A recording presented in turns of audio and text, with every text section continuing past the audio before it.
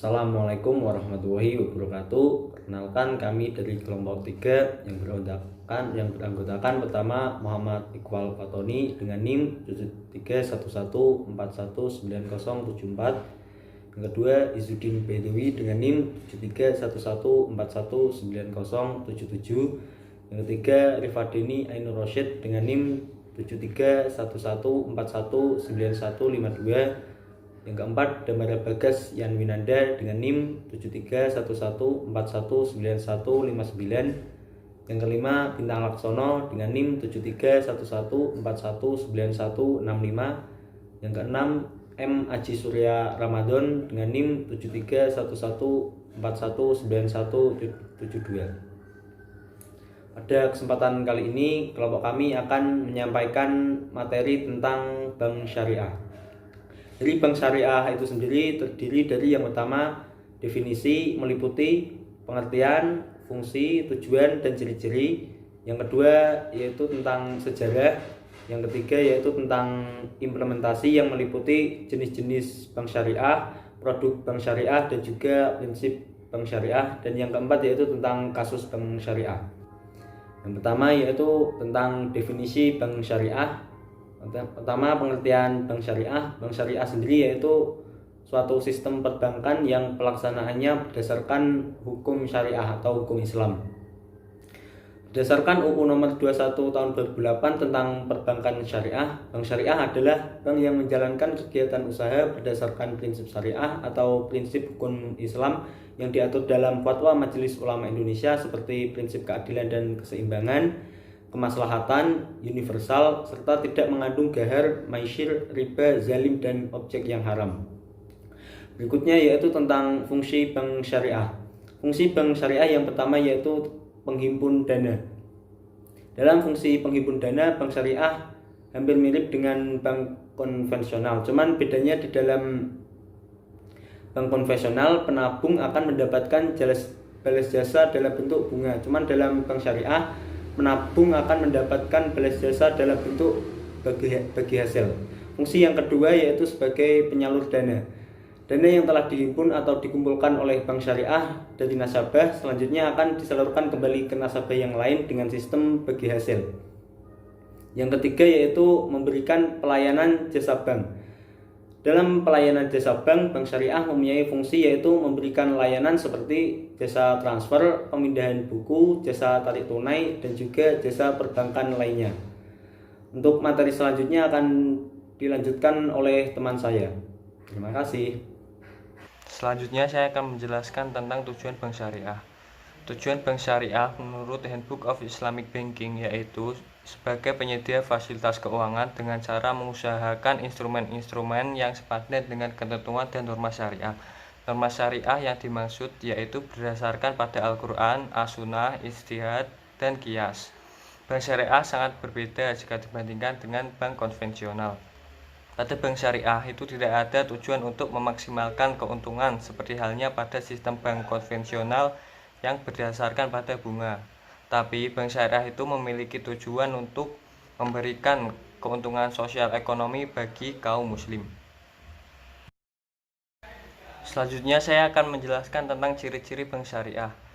Ciri-ciri yang pertama yaitu beban biaya yang telah disepakati akad perjanjian dikeluarkan dalam bentuk jumlah nominal yang besarnya fleksibel dan bisa ditawar dalam batas yang wajar. Yang kedua yaitu menggunakan prosentase dalam hal kewajiban untuk melaksanakan pembayaran selalu dihindarkan. Yang ketiga dalam kontrak pembiayaan proyek, bank tidak memberikan keuntungan menurut keuntungan pasti yang dihadapkan muka. Yang ketiga arahan dana yang berasal dari masyarakat berbentuk deposito atau tabungan oleh penyimpan dianggap sebagai titipan, sedangkan bagi bank dianggap titipan yang diamanahkan sebagai pernyataan dan di proyek yang dibiayai bank sesuai dengan prinsip syariah sehingga penyimpan tidak dijanjikan imbalan yang nyata. Selanjutnya terdapat Dewan Syariah yang mempunyai tugas melakukan pengawasan bank dalam sudut pandang syariah. Selanjutnya, bank syariah sering memakai istilah bahasa Arab yang mana istilah itu telah tercantum dalam fikih Islam. Selanjutnya yaitu terdapat produk khusus yakni pembiayaan tanpa beban murni yang sifatnya sosial yang mana nasabah tidak wajib mengembalikan pembiayaan. dan terdapat larangan aktivitas usaha tertentu dari bank syariah, contohnya melakukan kegiatan perasuransian, kecuali sebagai agen pemasaran produk asuransi syariah. Selanjutnya, aktivitas usaha bank syariah banyak jenisnya jika dibandingkan dengan bank konvensional. Dan ciri-ciri yang terakhir yaitu di dalam bank syariah, keterkaitan antara bank dan nasabah adalah hubungan akad antara investor pemilik dana dengan investor pengelola dana yang sama-sama bekerja yang produktif dan keuntungan diambil secara adil. Dan penjelasan selanjutnya akan dijelaskan oleh teman saya. Selanjutnya adalah sejarah bank syariah. Pada tahun 1945, usaha modern pertama untuk mendirikan bank tanpa bunga pertama kali dilaksanakan di negara Malaysia. Pada 1968 muncul gagasan berdirinya bank syariah tingkat internasional pada konferensi negara-negara Islam di sedunia di Kuala Lumpur. Lalu pada 1991 munculnya bank syariah pertama di Indonesia, dan pada 1992 mulai beroperasi secara resmi di Indonesia. Lalu selanjutnya adalah jenis-jenis bank syariah. Yang pertama adalah bank umum syariah, yaitu bank syariah yang dalam aktivitas usahanya menyediakan jasa lalu lintas pembayaran. Lalu yang kedua ada unit usaha syariah, yaitu adalah unit kerja dari kantor pusat bank umum konvensional yang mempunyai fungsi kantor induk, dan unit kantor cabang yang melakukan aktivitas usaha menurut prinsip syariah. Yang ketiga adalah bank pembinaan rakyat syariah, yaitu adalah bank yang dalam aktivitasnya tidak menghimpun dana berbentuk giro, sehingga tidak bisa menerbitkan cek dan biliat giro. Baik teman-teman, materi yang selanjutnya itu produk bank syariah. Produk bank syariah dibagi 3 teman-teman. Yang pertama ada produk penyaluran dana, yang kedua ada produk penghimpun dana, dan yang ketiga ada produk jasa perbankan. Nah, untuk yang pertama dulu ya teman-teman, ini ada produk penyaluran dana. Ini dibagi 2 prinsip teman-teman. Ada prinsip jual beli atau BI, yang kedua ada prinsip sewa atau ijarah. Nah, untuk prinsip jual beli dulu atau BI ini, pengertiannya yaitu terdapat pemindahan kepemilikan barang antara penjual dan pembeli. Nah, di prinsip jual beli ini ada 3 jenis BI teman-teman. Yang pertama BI al-murabahah, yang kedua ada BI as-salam, dan yang ketiga ada BI al-istisna. Nah, untuk yang pertama BI al-murabahah itu ada pengertiannya yaitu adanya jual beli barang berdasarkan harga tertentu disertai adanya tambahan harga yang diketahui oleh penjual dan pembeli. Contoh sederhananya gini teman-teman. Misal aku sekarang pengen beli mobil ya. Pengen beli mobil Honda Jazz misalnya, harganya 230 juta misalnya. Nah, untuk sekarang aku kan nggak punya uang sebesar itu atau sebanyak itu. Nggak punya uang sebesar 230 juta. Misal sekarang aku hanya punya uang sekitar 50 juta misalnya. Nah, untuk prinsip jual beli yang BI al-murabahah ini, itu aku bisa meminta bantuan pihak ketiga atau misalnya bank syariah X ya, untuk memesan dan membelikan mobil Honda Jazz ini dan menjualnya lagi ke aku. Tapi mungkin nanti sesuai kesepakatan, mungkin harga yang akan dijual ke aku itu tidak harga asli 230 juta. Mungkin bisa aja dinaikkan jadi 250 juta misalnya. Sesuai kesepakatan antara penjual dan pembeli. Dan juga nanti ini harga ini 250 juta akan dibayar oleh pembeli, akan dibayar oleh aku selama tenor mungkin 12 bulan ataupun 24 bulan. Sesuai kesepakatan. Nah, itu untuk BI yang al-murabahah. Yang kedua ada BI as-salam. Untuk BI as-salam ini pengertiannya yaitu pembelian barang yang diserahkan di kemudian hari, sedangkan pembayarannya di awal. Nah, contohnya begini teman-teman. Misalnya sederhananya aku pengen beli mangga misalnya. Mangga 100 kilo. Nah, harga per kilonya misalnya itu Rp5.000. Nah, untuk beli mangga tersebut aku harus bayar dulu nih penjualnya. Dimana harga 5.000 per kilo itu dikali 100, terus aku serahin ke penjual. Nah, nanti mangganya bisa datang atau dikirim ke aku mungkin besok atau lusa atau minggu depannya. Nah, itu contohnya yang BI as-salam. Terus yang ketiga ada BI al-istisna. Kalau BI al-istisna ini yaitu sebuah kontrak antar penjual dan pembeli, dan pembuat barang dalam kontrak ini pembuat barang menerima pesanan dari pembeli. Nah, contohnya begini teman-teman. Misal aku pengen sebuah rumah ya, beli sebuah rumah. Rumahnya itu misal ada spesifikasi tertentunya yang aku pengen. Contohnya ada 3 kamar, terus desainnya minimalis, terus ada kolam renangnya juga. Nah, nanti untuk memenuhi keinginan ini, aku bisa memesan rumah ini di KPR yang nyediain fasilitas tersebut. Nah, itu. Oke, itu contohnya yang prinsip jual beli ya teman-teman. Sekarang yang prinsip sewa atau ijarah. Prinsip sewa atau ijarah ini yaitu kesepakatan pemindahan hak guna atas barang atau jasa dengan cara sewa tanpa diikuti pemindahan kepemilikan atas barang yang disewa. Itu prinsip sewa atau ijarah. Terus yang kedua ada produk penghimpun dana teman-teman. Nah, produk penghimpun dana ini dalam bank syariah hampir sama dengan bank umum. Itu antara lain ada giro, tabungan, sama deposito. Nah, ini pasti teman-teman udah pada paham ya, apa itu giro, apa itu tabungan, apa itu deposito. Jadi nggak perlu aku jelasin satu-satu. Anak ekonomi pasti paham. Terus yang selanjutnya ada produk jasa perbankan. Ini dibagi dua teman-teman. Ada SARF atau jual beli valuta asing, dan kedua ada sewa juga atau ijarah. Kalau SARF ini jual beli valuta asing itu adalah aktivitas jual beli mata uang asing yang tidak sama tetapi harus dilaksanakan di waktu yang sama. Nah, ini sebenarnya hampir sama seperti forex ya.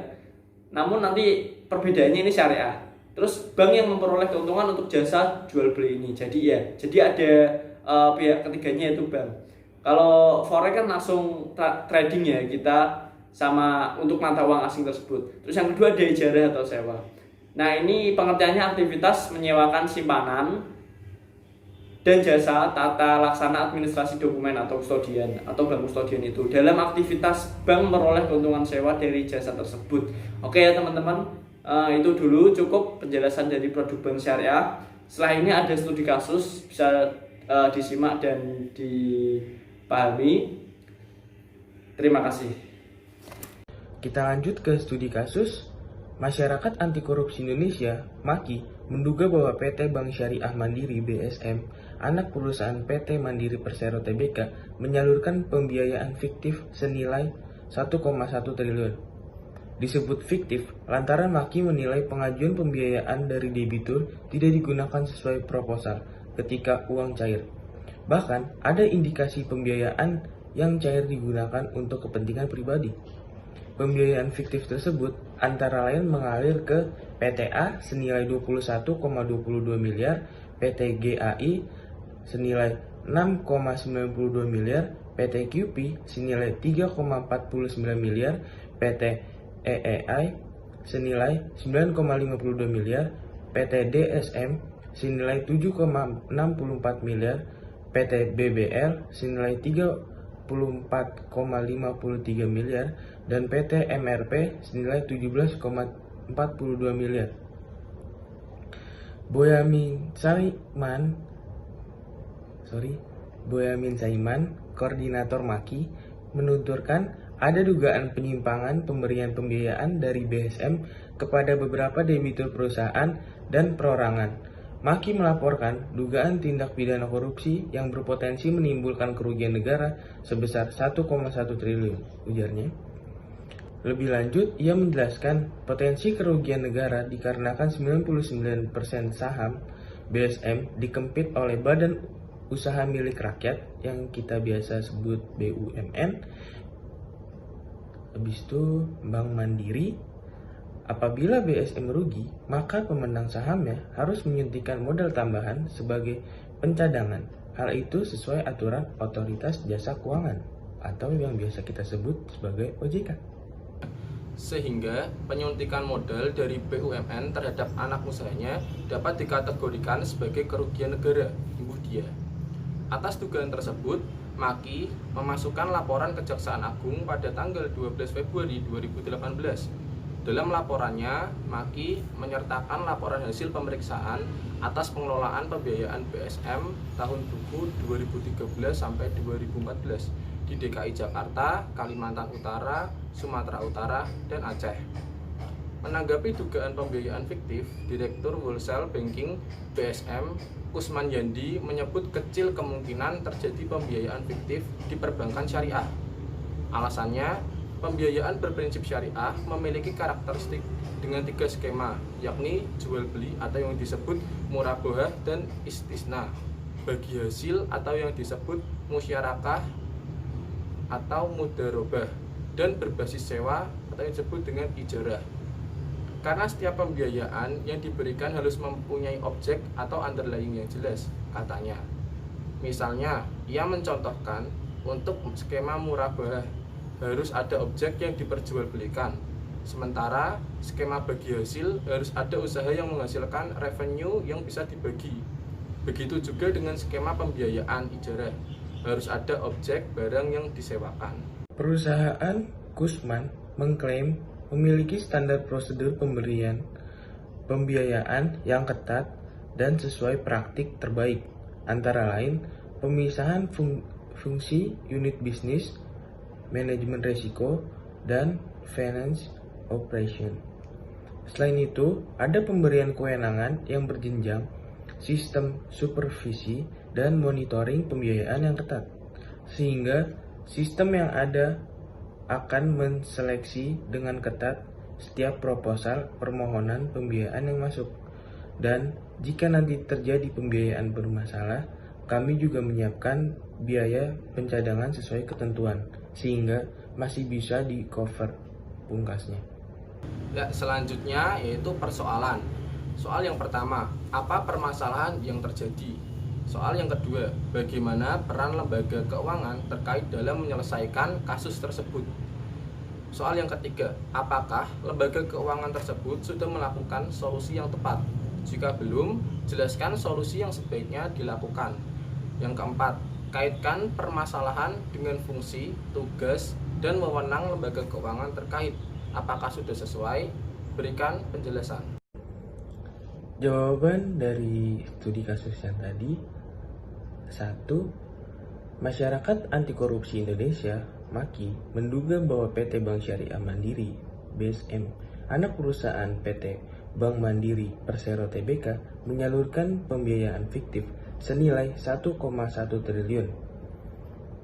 Kedua, OJK melakukan pengawasan secara independen dan akuntabel, di mana OJK sudah mengatur regulasi yang berlaku, yaitu Peraturan OJK 01/07/2013 tentang perlindungan konsumen sektor jasa keuangan.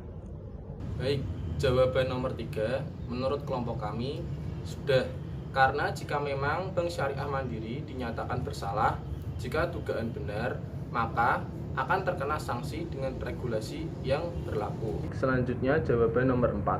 Menurut kelompok kami, fungsi, tugas, dan wewenang OJK dalam kasus MAKI Masyarakat Anti Korupsi Indonesia dengan PT Bank Syariah Mandiri BSM sudah sesuai, karena OJK menyelenggarakan sistem pengaturan dan pengawasan yang terintegritas terhadap keseluruhan kegiatan di dalam sektor perbankan syariah.